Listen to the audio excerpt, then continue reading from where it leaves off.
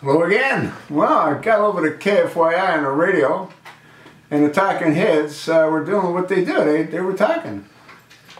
Guess what the topic of discussion was? Well, looks like Al Sharpton and Jessie Jackson, yeah, they've raised their ugly heads, and I do mean ugly heads. And they're talking about the Thomas Duncan, the deceased Thomas Duncan. You know, if he would have been honest, and if he would have told the hospital that he's from Liberia and he was with an Ebola patient the day before, he might still be with us. But he didn't do that. You know, he just went and said, I'm not feeling well, you know what I mean? I don't know what happened. And so now you got Jessie Jackson and Al Sharpton doing what Jessie Jackson and Al Sharpton do. They create havoc. That's what they do. Jessie Jackson, well, I mean, you know, we got different laws for black folk. Black men don't get the same kind of treatment that whites do. You know, and he probably went into a hospital and said, you know, I mean, I got no insurance, and you know, I'm from Liberia. You know, and you got no insurance and you're from Liberia, they're going to put you to the back of the bus. And, you know, I mean, what they do is you give the boy some antibiotics and they says, skedaddle along. You know what I'm saying? I mean, that's what they did. I mean, that's what they did. They just, you know, skedaddle along. And then you got Al Sharpton. This has got to stop!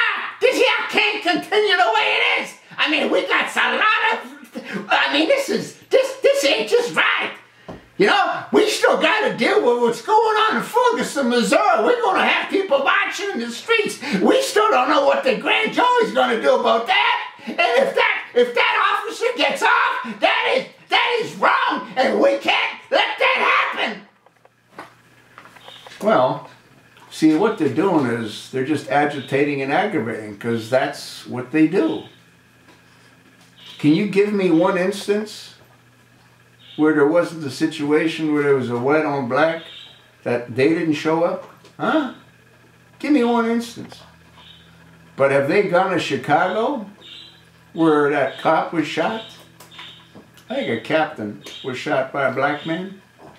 Have they gone to Houston where that black man raped a 91-year-old lady in a convalescent kind of nursing home facility? No. They don't even talk about that. You know why? Oh, yeah, I mean, you know why. I don't have to tell you why. It's crazy, folks. That's what this usurper has done. He's further divided the country. He came across as being a great uniter when he's, in fact, the great divider. That's exactly what he's done. But he divides everyone. He divides the rich from the middle class from the poor from the rich. I mean, that's what he does. The black from the white from the black. Huh? He's a true chameleon. He changes with his environment, doesn't he?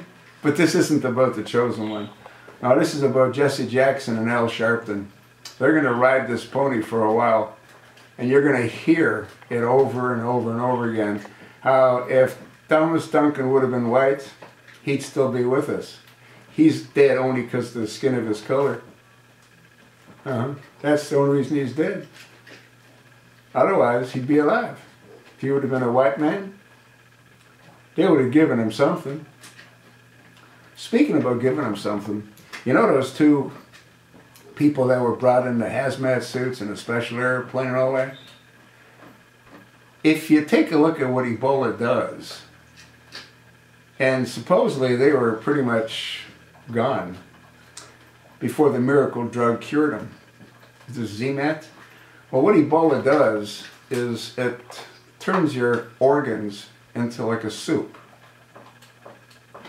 How will any medication stop that? The answer is it won't. The answer is that it can't. That's why I think those two folks were planted. That was beginning by introducing us to Ebola by this administration. That's what it was, folks.